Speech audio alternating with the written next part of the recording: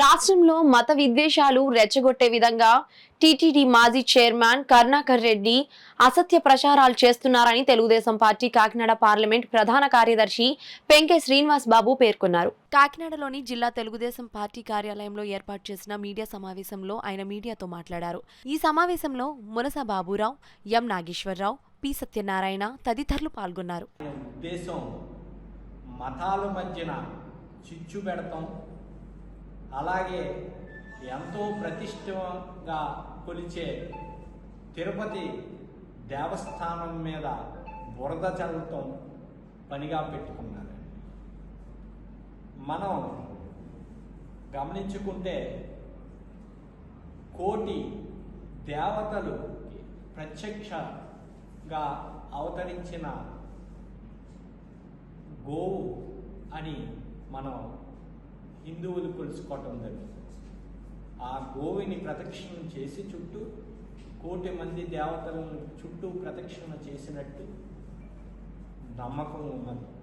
అలాంటి నమ్మకం ఉన్న గోమాత మీదే ఈయన అసలు ఈయన ఇష్టం వచ్చినట్టు మాట్లాడుతున్నారంటే ఈయనకి ఎక్కడ అబద్ధాలు ఆడడానికి భయం కూడా లేదు, ఒక దేవుడు అన్న భయం కూడా లేదని నేను తెలియజేస్తున్నాను.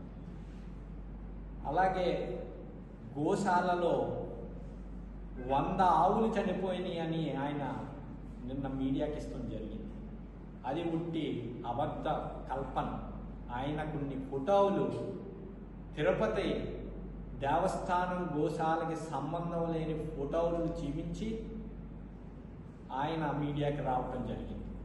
ఆ ఫోటోలన్నీ తప్పుడు ఫోటోలు ఎక్కడివో అని నేను తెలియజేస్తున్నాను.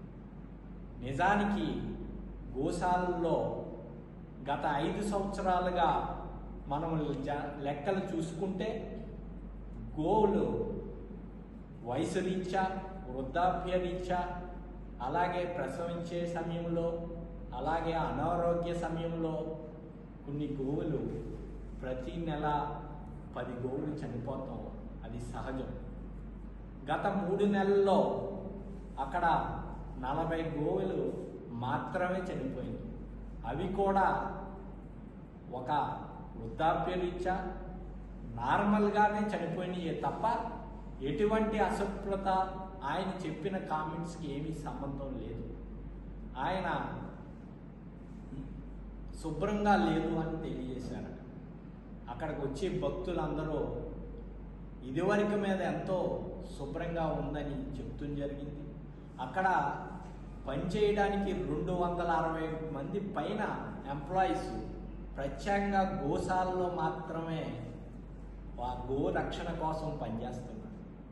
అత్యాధునికమైన ఎక్విప్మెంట్తో వాటిని శుభ్రం చేస్తూ, అలాగే అక్కడ బ్లీచింగు, అనేక క్లీనింగ్ ఏర్పాట్లు చేస్తూ ఉన్న స్థలాన్ని ఆయన దగ్గర ఎటువంటి వీడియో ఏమైనా ఉంటే అశుభ్రంగా ఉందని బయట పెట్టాలని నేను కోరుతున్నాను.